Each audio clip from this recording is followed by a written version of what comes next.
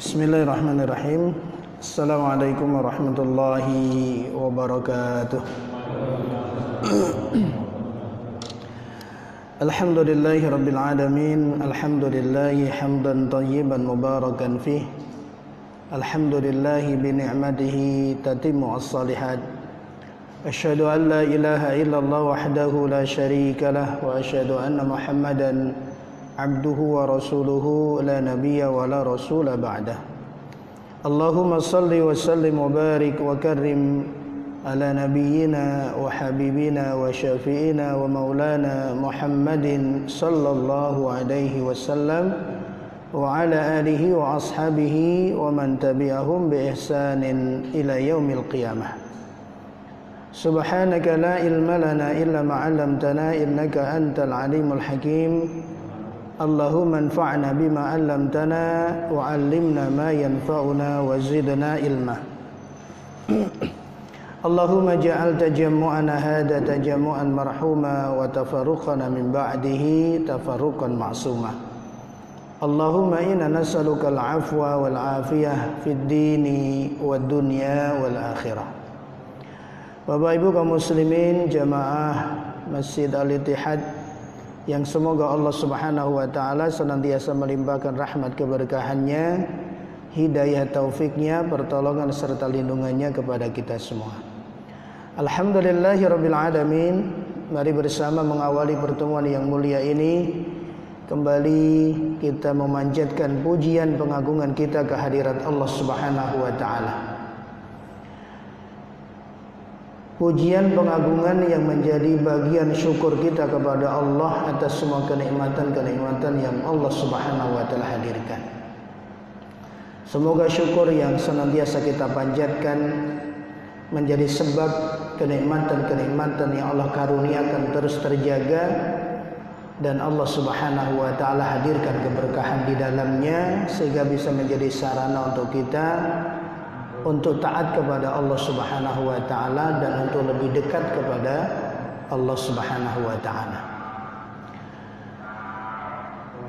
Salawat serta salam semoga senantiasa terlimpahkan kepada Rasulullah sallallahu alaihi wasallam, kepada keluarganya, kepada para sahabatnya dan juga kepada seluruh umatnya ila akhir zaman.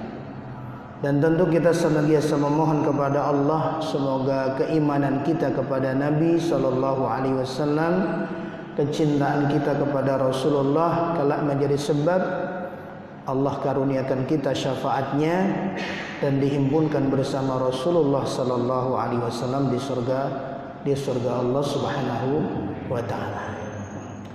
Nah, Bapak Ibu saudaraku yang dimuliakan Allah, alhamdulillah malam hari ini dengan izin Allah Subhanahu wa taala kembali kita bisa duduk bersama semata karena Allah. Semoga duduknya kita di malam hari ini bisa menjadi penguat iman Islam kita, bisa menjadi penguat pemahaman kita dan bisa menjadi bagian dari amalan-amalan utama yang dengannya kita berharap semoga kelak menjadi sebab Allah Subhanahu wa taala karuniakan rahmatnya kepada kita semua.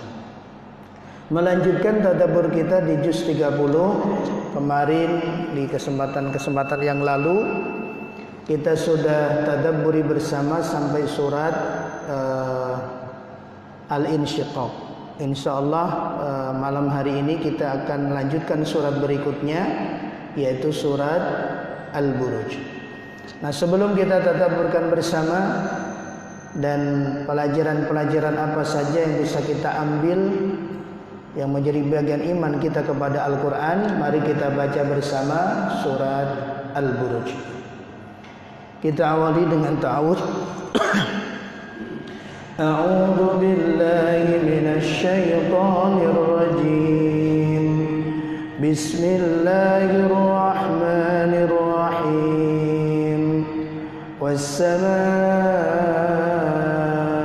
ذات البروج واليوم الموعود وشاهد ومشهود قتل أصحاب الأخدود النار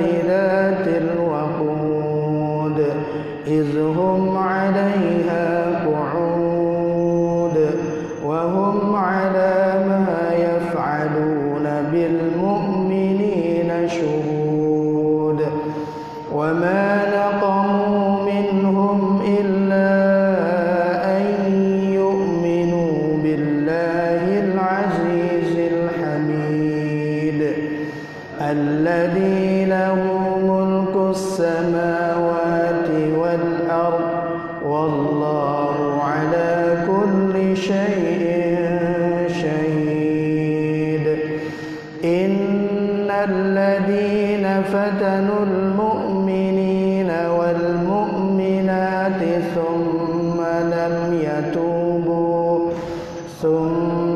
لم يتوبوا فلهم عذاب جهنم ولهم عذاب الحريق إن الذين آمنوا وعملوا الصالحات لهم جنات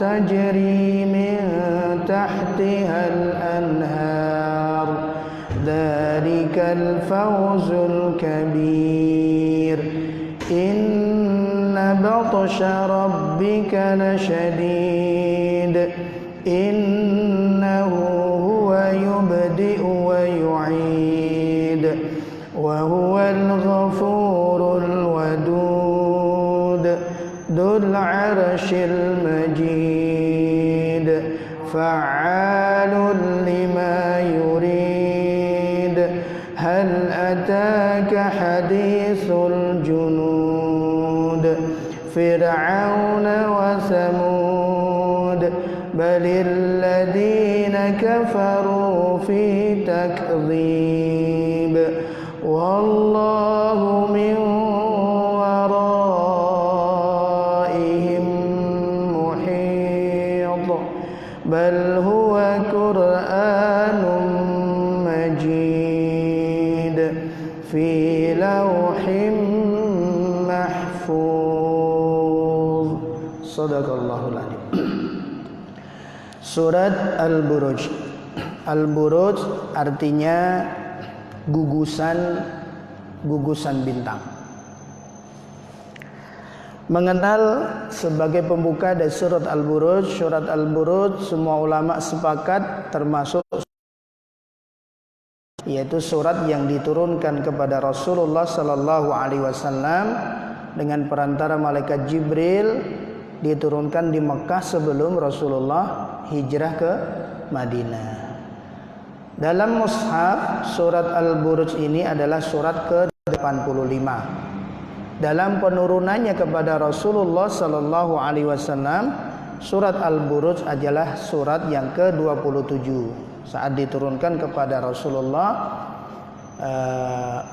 di masa-masa turunnya wahyu. Diturunkan jumlah surah ayatnya ada 22 ayat. Diturunkan setelah surat Asy-Syams dan sebelum surat At-Tin. Jadi sebagaimana yang sering saya sampaikan bahwa posisi ayat, posisi surat semuanya adalah bagian wahyu dari Allah Subhanahu wa taala. Tidak ada intervensi, tidak ada kemauan dari Nabi sallallahu alaihi wasallam. Semuanya adalah sesuai dengan petunjuk arahan dari Allah Subhanahu wa taala. Makna secara umum dari surat ini, surat Al-Buruj, surat Al-Buruj masih membahas dan menekankan masalah akidah dan juga penguatan keyakinan tentang hari akhir. Jadi tema utama dan sebagian besar di surat-surat di juz 30 berbicara tentang masalah keimanan. Dan karakter atau ciri dari surat-surat Makkiyah pun demikian.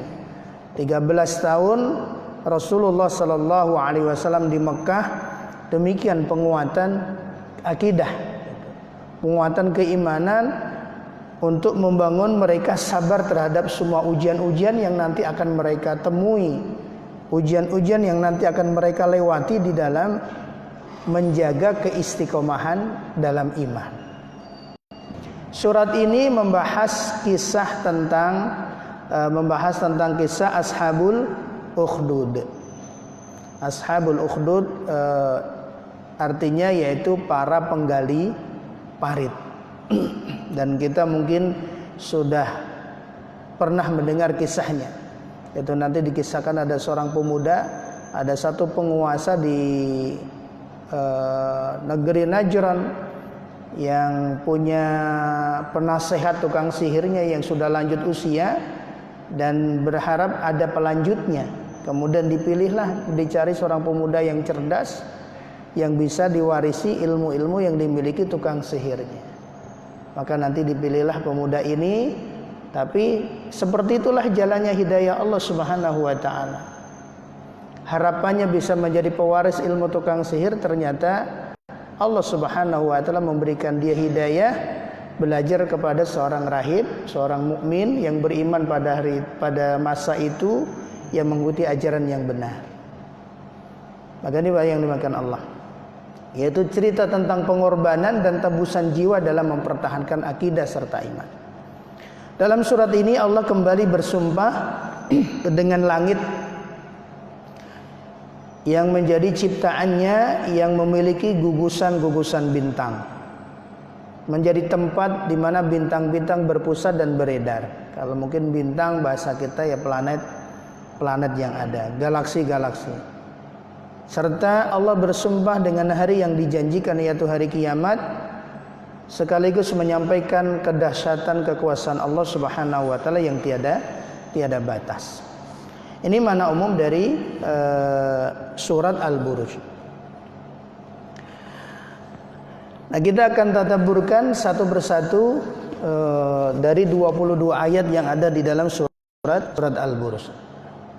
Diawali dengan 4 sumpah yang Allah Subhanahu wa taala sampaikan di 3 ayat pertama, yang menjadi kesaksian-kesaksian. Was-sama'i dzatil buruj, demi langit yang mempunyai gugusan bintang. Wal yaumil ma'ud, demi hari yang dijanjikan. Wasyahidin, demi yang menyaksikan. Wa masyhud, dan demi yang disaksikan. Was-sama'i dzatil buruj, sumpah pertama yang Allah Subhanahu wa taala sampaikan. Suatu subjek yang Allah Subhanahu wa taala jadikan sebagai media sumpah, berarti subjek itu memiliki kedudukan yang sangat penting untuk direnungkan, untuk difikirkan, dan juga untuk diambil pelajaran. Dan senantiasa demikian. Dan Allah Subhanahu wa taala bisa bersumpah dengan apapun, bersumpah dengan semua ciptaannya yang diciptakan. Tapi kita manusia hanya boleh bersumpah dengan nama Allah Subhanahu wa taala, tidak boleh bersumpah dengan yang lain. Maka sumpahnya wallahi, demi Allah, billahi, gitu, demi Allah atau tallahi, dengan kalimat sumpah. Tapi Allah Subhanahu wa taala di dalam Al-Qur'an banyak bersumpah dengan semua yang diciptakan untuk menegaskan kedudukan akan kebesaran kekuasaan Allah Subhanahu wa taala, yang kemudian kita manusia diperintahkan untuk merenungi, untuk kemudian memikirkan dan mengambil pelajaran. Termasuk sumpah di surat Al-Buruj ini, agar manusia berpikir bahwa tanda-tanda kekuasaan Allah itu sangat jelas. Nggak ada yang tersembunyi. Kekuasaan Allah, kebesaran ciptaan Allah itu bisa dilihat dengan mata. Semuanya bisa melihat, bisa dilihat, bisa dirasakan. Yang harapannya kemudian manusia bisa mentadaburinya dan pada akhirnya diperintahkan untuk mengambil kesimpulan.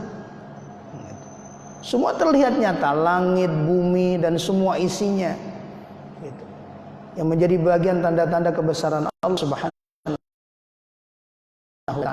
Kita baca di surat Ar-Rum rentetan tentang tanda-tanda kebesaran Allah. Allah sampaikan demikian, wa min ayatihi an khalaqakum min turabin ma antum bihi tantashirun. Dan di antara tanda-tanda kebesaran Allah, Allah menciptakan kita semuanya ini dari tanah.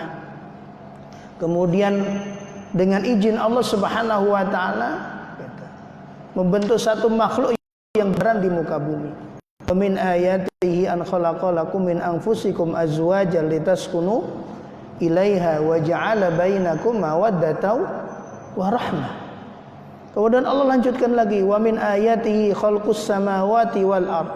Dan di antara tanda-tanda kebesaran Allah Subhanahu wa taala penciptaan langit dan bumi. wa ikhtilafu alsinatikum, dan beragam bahasa, beragam dialek yang dimiliki oleh manusia sekian. Siapa yang membuatnya? Siapa yang bisa menjadikan Allah? Itu tanda kebesaran Allah Subhanahu wa ta'ala. Bisa dikatakan. Dan Allah Subhanahu wa ta'ala ketika menurunkan wahyu ini kepada Rasulullah, was-sama'i dzatil buruj, demi langit yang memiliki gugusan-gugusan bintang. Bagi orang Arab pada saat itu belum ada alat yang mereka bisa melihat bintang-bintang secara langsung. Belum ada apa? Teleskop ya. Gitu. Belum ada teropong. Tapi Allah sudah sampaikan. Karena memang mereka memahaminya, ini yang menyampaikan keluar dari lisan orang yang as-sadiqul amin, orang-orang yang benar dan orang yang jujur. Yang semua yang keluar itu pasti nggak dosa. Walaupun kemudian secara hakikatnya mereka belum memahaminya, tapi mereka faham ini dari Rasulullah. Mereka percaya demikian.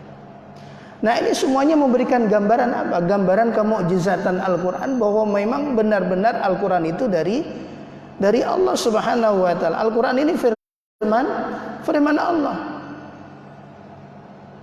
yang kemudian dengan ilmu pengetahuan baru kemudian disingkap bahwa di langit ini ada miliaran galaksi yang tidak bisa, belum dijangkau ilmu pengetahuan manusia sampai sekarang, semua yang ada di langit itu, bangunan yang sangat kokoh. Nah, ini menjadi kemukjizatan Al-Quran, bahwa Al-Quran benar-benar firman Allah Subhanahu wa ta'ala, di mana Allah Al-Alim, maha mengetahui segala sesuatu, maha teliti. Was-sama'i dzatil buruj, demi langit yang memiliki gugusan bintang. Kemudian dikenal ada planet ini, ada planet ini. Ilmu pengetahuan menemukan. Itu baru sebagian kecil dari kekuasaan kebesaran Allah Subhanahu wa ta'ala dalam ciptaannya.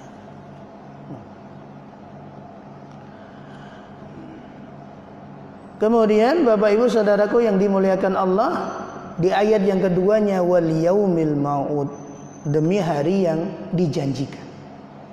Inna yaumal fasli kana miqata, sesungguhnya hari pemisah itu sudah ditentukan waktunya. Kapan kiamat itu sudah ada waktunya. Sebagaimana kiamat kecil, kematian itu sudah ada waktunya. Tinggal menunggunya. Semuanya kita sudah ada jadwalnya. Kematian cuma satu, sebabnya banyak. Gitu. Kalau sekarang masa pandemi orang takut gitu, ntar ya kalau nggak meninggal kena corona, ya meninggal dengan sebab yang lain. Inna yaumal fasli kana miqata. Hari itu sudah ada jadwalnya. Dan kunci kegaibannya ada di sisi Allah Subhanahu wa ta'ala. Wal yaumil mau'ud, yaitu hari yang dijanjikan, itu hari kiamat. Hari sejatinya nanti manusia akan menerima balasan dari semua apa yang dilakukan. Yang soleh akan mendapatkan imbalan dari kesolehannya, yang ingkar akan mendapatkan balasan dari keingkarannya. In khairan fa khairun wa in syarran fa syarrun. Jika dia di dunia dulu banyak melakukan kebaikan, kebaikan pula yang akan dia dapat. Tapi jika dia ingkar, banyak melakukan kesalahan, dosa, maka balasannya itu yang dia akan dapat. Maka dalam surat Al-Hajj Allah Subhanahu wa ta'ala gambarkan, ya ayyuhan nasu taqu rabbakum, wahai manusia, takutlah kepada Rabb kalian.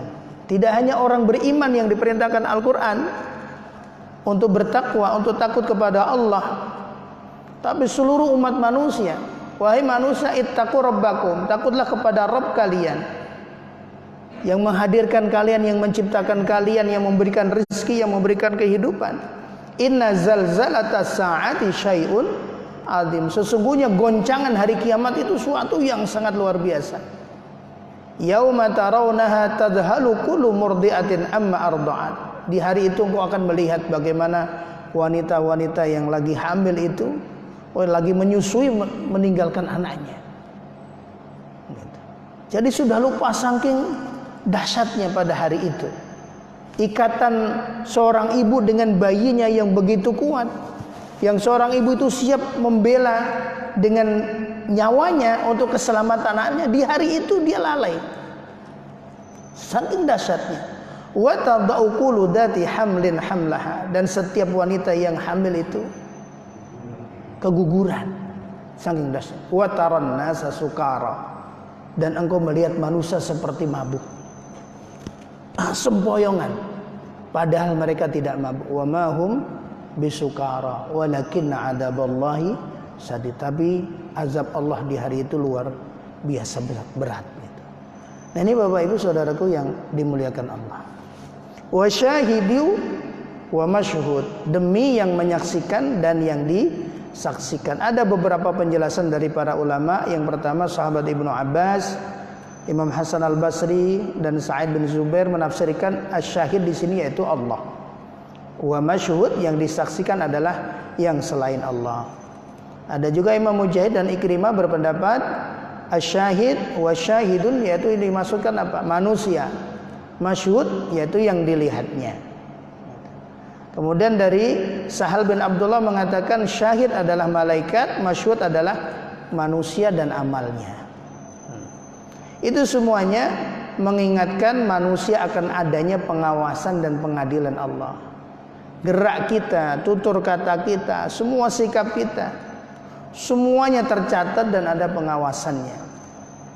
Maka Allah sampaikan dalam surat An-Nur ayat 24, yauma tasyhadu alaihim alsinatuhum wa aydihim wa arjuluhum bima kanu ya'malun. Di hari itu lisan-lisan mereka, tangan-tangan mereka, kaki-kaki mereka menjadi saksi, syahid, mempersaksikan atas mereka apa yang dulu mereka perbuat di dunia gitu.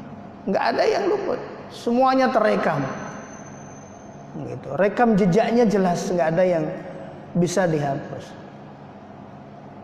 Inna nahnu nuhyil mauta wa naktubu ma qaddamu wa asarahum wa kulla syai'in ahsaynahu fi imamin mubin. Dalam surat Yasin. Allah lah, kamilah, inna nahnu, kamilah yang nuhyil mauta, yang menghidupkan yang sudah mati. Kami bisa menghidupkan yang sudah mati.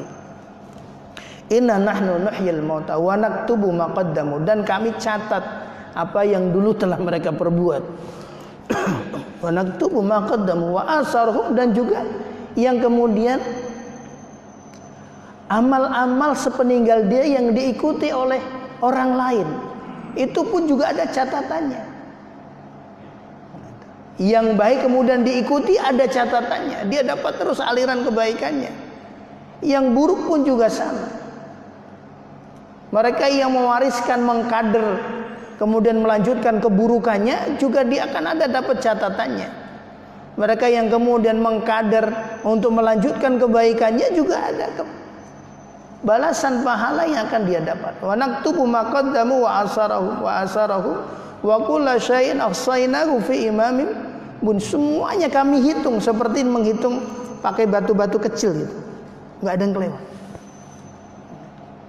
Maka di surat Yasin di ayat yang setelahnya Allah pun juga sampaikan al-yauma nakhtimu ala afwahihim wa tukallimuna aydihim wa tashhadu arjuluhum bima kanu yaksibun. Ibu yang dimuliakan Allah, semoga Allah Subhanahu wa taala memberikan ampunan kepada kita semua dari kelalaian kita, kealpaan kita, bagi yang kita sengaja atau tidak. Maghfirah Allah adalah as-sitr, menutupi gitu, ditutupi oleh Allah. Kalau sebagaimana hadis yang sebelumnya pernah saya sampaikan, ketika proses hisab, orang-orang beriman dipanggil secara khusus oleh Allah yang mendapatkan rahmat. Kemudian ada tutup yang menutupi antara dirinya dan Allah dari makhluk Allah yang lain. Kemudian ditanya, kamu dulu ngelakuin ini kan, kamu ngelakuin ini kan. Sampai kemudian orang mukmin itu udah nggak punya lagi alasan untuk menghindar. Untuk menghindar, udah ya Allah saya terima. Gitu. Udah nggak ada lagi ya Allah yang bisa hamba gunakan untuk pembelaan. Kemudian Allah sampaikan, itu semuanya aku tutupi, itu semuanya aku ampuni. Itulah hisaban yasir. Ini Bapak Ibu saudaraku yang dimuliakan Allah. Nah, 4 sumpah itu, nah kalau dalam kaidah nahwu itu ada sumpah, ada jawabnya. Jawabannya apa? Qutila ashabul ukhdud. Binasalah, gitu. Celakalah, gitu. Terlaknatlah orang-orang yang membuat parit. Ini bahasa yang luar biasa Allah sampaikan. Karena kekejian mereka, kesadisan mereka, sampai Al-Quran memberikan gambaran itu. Qutila ashabul ukhdud. Karena kekejaman yang mereka lakukan itu belum pernah tergambar dalam kehidupan. Ketika mereka membuat parit, bukan cuma sekedar parit kosong, an-nari datil waqud, di mana parit itu parit yang berapi, yang dinyalakan dengan kayu bakar yang tidak mati, karena disediakan tumpukan kayu bakar di sampingnya, terus dinyalakan, gitu, untuk membakar hidup-hidup orang-orang mukmin yang tidak mau murtad pada saat itu. Bahkan dalam beberapa riwayat orang mukmin itu diikat kakinya, didudukkan kemudian dilempar ketika tidak mau murtad dari agamanya, keyakinannya. Gitu. Maka sampai Allah memberikan pembukanya, kutilah, binasa dan ternaklah orang-orang yang membuat parit itu. Bukan sebatas parit kosong, tapi parit yang diisi, yang berapi, yang dinyalakan dengan kayu bakar yang bertumpuk. Idhum alaiha qu'ud. Melakukan kesadisan itu dalam kondisi ketika mereka duduk di sekitarnya. Bayang, Pak. Sudah nggak ada nurani. Sudah nggak dianggap sejenisnya. Gitu. Udah sih, jangankan bicara masalah hati, sisi kemanusiaannya pun udah nggak ada. Mereka menyaksikan itu orang-orang mukmin dibakar, dimasukkan ke dalam parit yang berapi. Mereka duduk di sekitarnya melihat itu. Gitu. Sudah nggak ada nuraninya, sudah tidak ada sisi manusiawinya. Gitu. Apalagi bicara sisi hati, sisi keimanan. Wahum ala ma yaf'aluna bil mu'minina syuhud. Bukan sekedar duduk di sekitarnya, tapi mereka menyaksikan apa yang mereka perbuat terhadap orang-orang mukmin.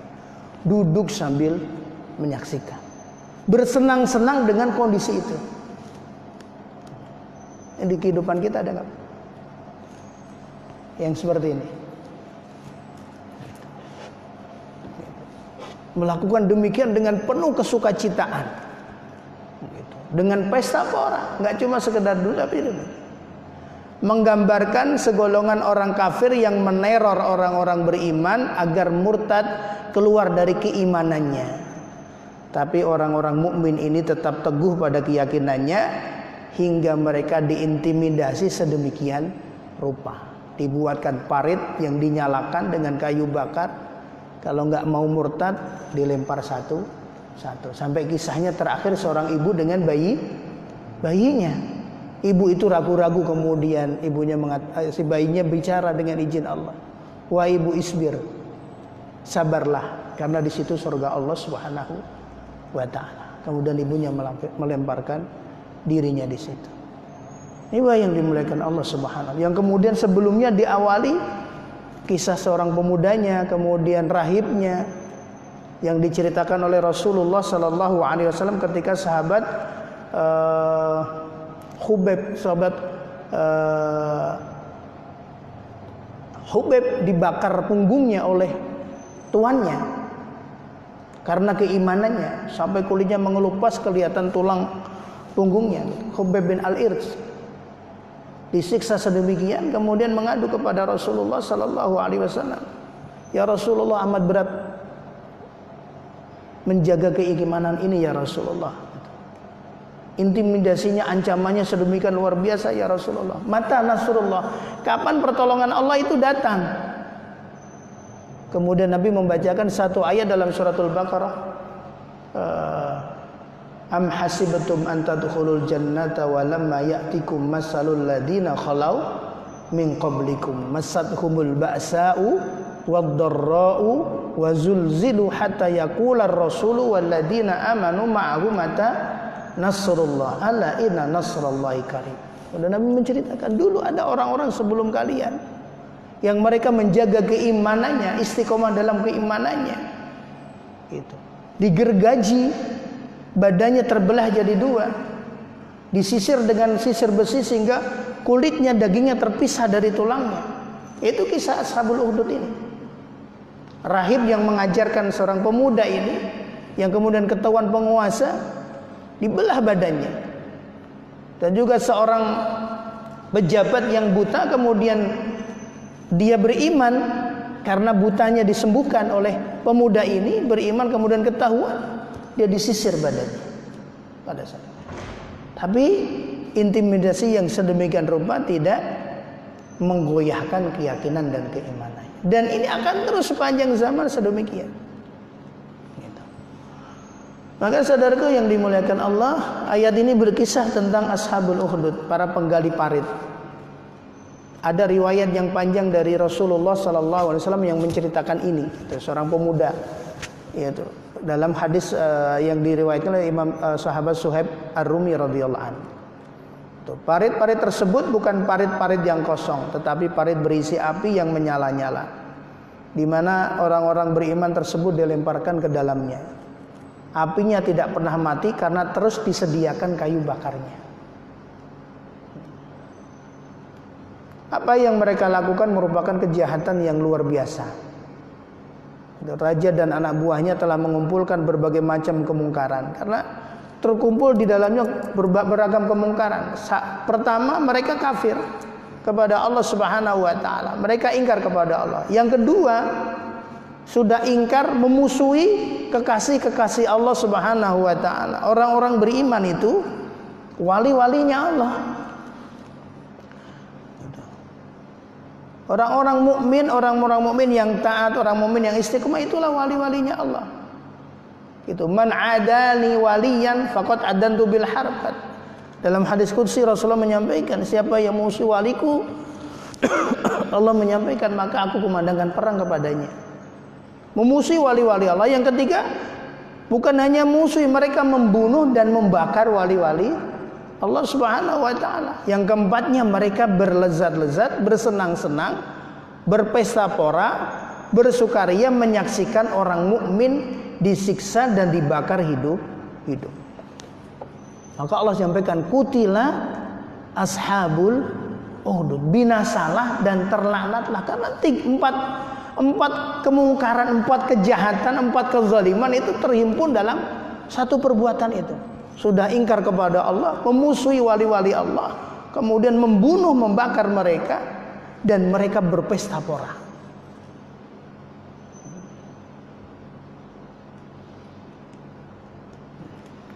Ini zaman ribuan tahun sebelum Rasulullah diutus.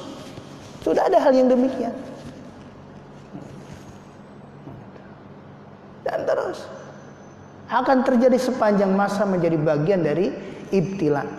Orang-orang mukmin diuji oleh Allah Subhanahu wa taala dengan ragamnya. Lalu mengapa sampai sedemikian diperlakukan gitu? Sebagaimana tafsir pada ayat ketiga, bahwasanya salah satu penafsiran ulama terhadap kata syahid adalah orang yang menyaksikan orang mukmin dibakar dan mereka bersenang-senang dengan itu.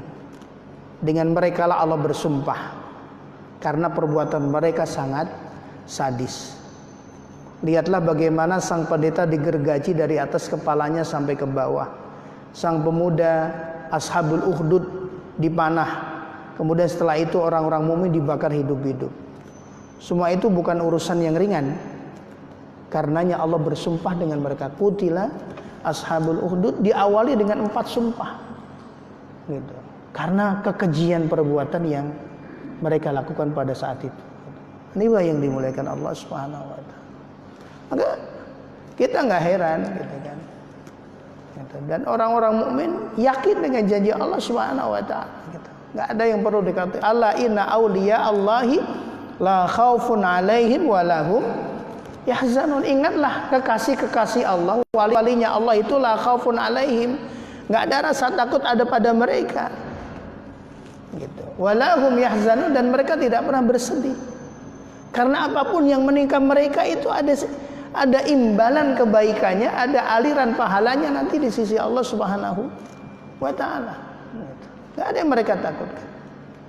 Nah, lalu mengapa orang-orang mukmin di saat itu dan sepanjang zaman diperlakukan sedemikian dolimnya, diperlakukan sedemikian kejinya? Apa salah mereka? Apakah mereka membuat makar? Apakah mereka membuat kejahatan sampai mereka diperlakukan sedemikian, dibakar hidup-hidup pada saat itu? Apakah mereka memberontak penguasa pada saat itu, menggulingkan kekuasaan yang ada? Enggak. Alasannya cuma satu, dan Allah Subhanahu menyampaikan. Orang mukmin diperlakukan sedemikian. Wa ma naqamu minhum illa ayyuminu billahil azizil hamid. Alladzi lahu mulkus samawati wal ard wallahu ala kulli syai'in syahid. Mengapa orang mukmin diperlakukan semena-mena sedemikian? Alasannya, dan mereka tidak menyiksa orang-orang mukmin itu melainkan karena orang-orang mukmin itu beriman kepada Allah. Alasannya itu. Dulu para ulama, guru-guru kita, kiai-kiai kita di zaman rame-ramenya PKI, gitu kan, dibunuh karena iman. Gak ada alasan yang lain. Ya karena iman kepada Allah Subhanahu wa taala. Kebencian mereka kepada Allah Subhanahu wa taala sedemikian.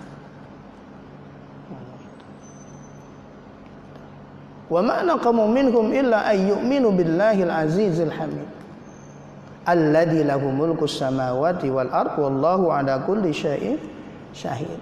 Allah yang mempunyai kerajaan langit dan bumi, dan Allah yang menyaksikan segala sesuatu. Semua disaksikan oleh Allah. Nah, apa yang dilakukan oleh para penggali parit bukanlah hal yang baru. Bani Israel bahkan membunuh dan mengejar para nabi dan rasul yang diutus Allah kepada mereka. Dulu juga sama. Itu Bani Israel itu nabi-nabinya dibunuhin. Jadi apa yang terjadi di Ashabul Uhdud bukan sesuatu yang baru. Rasulullah pun juga demikian. Para sahabat pun juga demikian. Terus berbagai macam upaya dilakukan untuk membunuh Nabi Sallallahu Alaihi Wasallam, sampai ada makanan yang disediakan diracun oleh wanita Yahudi. Setelah Rasulullah hijrah ke Madinah, sudah wafat pun jasadnya ingin dicuri, sampai sedemikian. Dan perjalanan para ulama-ulama yang mulia pun juga tidak sepi dari itu. Allah yarham Allah, semoga merahmati Imam Abu Hanifah, wafatnya diracun.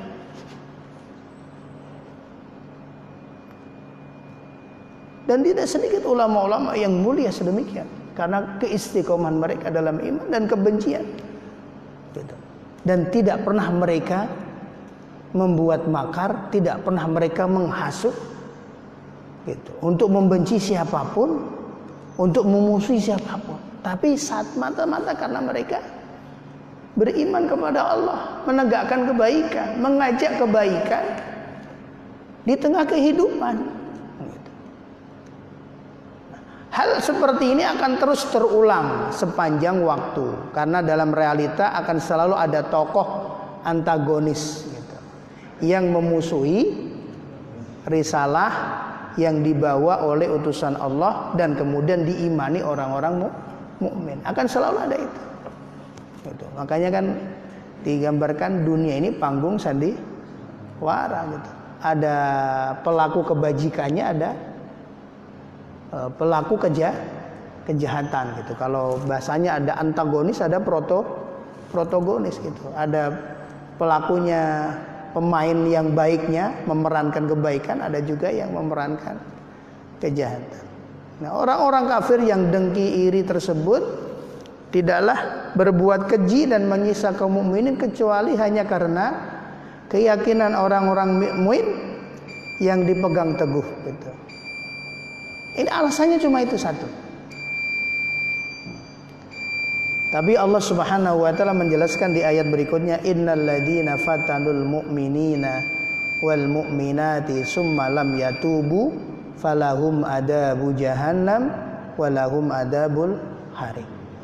Di ayat ini ada ancaman sekaligus ada kabar gembira. Bagian dari rahmat Allah, kasih sayang Allah. Orang yang sudah dilaknat Allah Subhanahu wa taala, tapi masih Allah beri peluang untuk mendapatkan kasih sayangnya. Binasalah orang-orang yang menggali parit itu. Kemudian Allah tekankan, innal ladzina fatanu, sesungguhnya orang-orang yang mendatangkan cobaan, memfitnah. Bukan fitnah seperti yang ada di kehidupan kita. Fitnah di sini adalah melakukan perbuatan yang sangat sadis, yang sangat keji kepada orang mukmin, baik laki-laki ataukah perempuan, summa lam yatubu, dan mereka tetap tidak mau bertaubat dari perbuatannya itu, falahum adabu jahannam walahum adabul harik. Maka untuk mereka adab jahannam, dan untuk mereka azab yang orang mukmin, maka nanti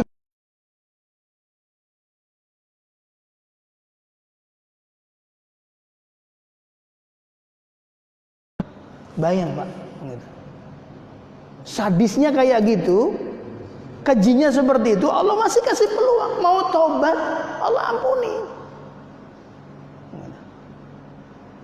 99 nyawa dibunuh, digenapi dengan rahib sampai 100 pembunuh, tapi dia mau tobat gitu. Hanya selisih 1 jengkal antara jarak dia dari kebaikan dan keburukan, Allah ampuni. Min alil khair, masuk golongan orang yang baik. Nah, ini Bapak saudaraku yang dimuliakan Allah. Allah berikan pintu tobat. Ayat ini selain memberikan ancaman kepada orang yang zalim, tapi ayat ini juga sekaligus memberikan pengharapan kepada pelaku maksiat, kepada pelaku sadis terhadap orang-orang mukmin. Allah turunkan azab itu kalau mereka dengan syarat tidak bertaubat. Maka seandainya mereka para pembakar orang-orang mukmin itu bertaubat, maka taubatnya Allah akan terima dan mereka tidak jadi disiksa. Maka Imam Hasan Basri menyampaikan, ungduru ila hadal karam wal judi qatalu awliya'ahu wa huwa yad'uhum ila taubah wal maghfirah.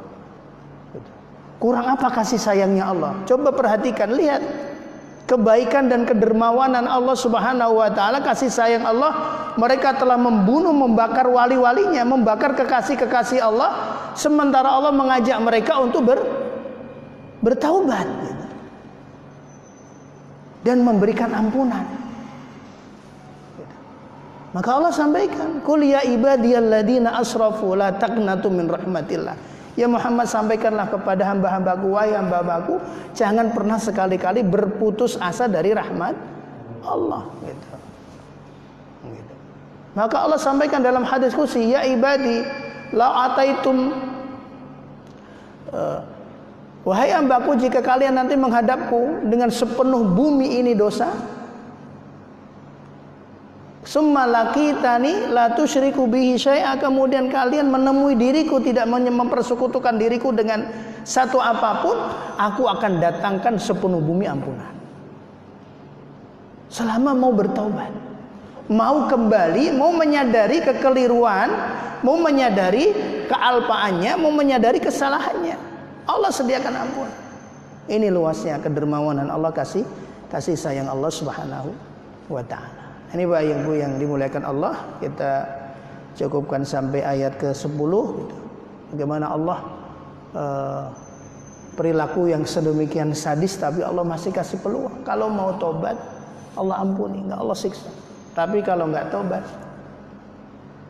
ya Allah tidak akan menzalimi siapapun. Allah hanya membalas sesuai dengan apa yang dulu dia perbuat. Wallahu a'lam bishawab. Ini mungkin Bapak Ibu saudaraku yang dimuliakan Allah, apa yang bisa kita tadabburi sampai ayat ke-10. Insyaallah kita akan lanjutkan di waktu yang lain. Semoga ini menjadi pelajaran untuk kita semuanya gitu, bahwa orang-orang sebelum kita sedemikian mereka mempertahankan iman Islamnya. Maka sebesar apapun ujian yang Allah berikan dalam kehidupan ini, Semoga tidak sampai menggoyahkan iman Islam kita, tidak mengurangi taat kita kepada Allah Subhanahu wa taala. Wallahu a'lam bishawab. Alafu minkum, astaghfirullah wa lakum. Assalamualaikum warahmatullahi wabarakatuh.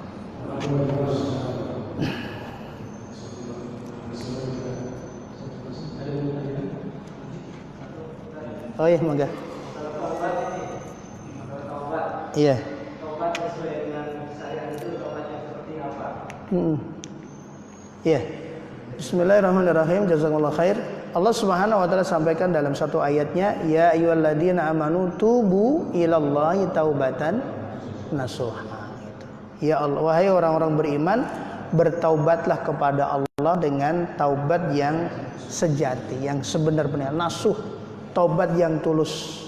Maka kemudian Imam An-Nawawi di dalam kitab Riyadhus Shalihin menjelaskan ada syurutu at-taubah. Ada syarat-syarat taubat yang diterima oleh Allah. Yang pertama, kesalahan itu berkaitan dengan hak siapa? Kalau kesalahan berkaitan dengan hak Allah, dengan haknya Allah Subhanahu wa taala, maka yang pertama dia harus ada an-nadam, ada perasaan menyesal dengan perbuatan yang dilakukan. Kemudian al-azmu, bertekad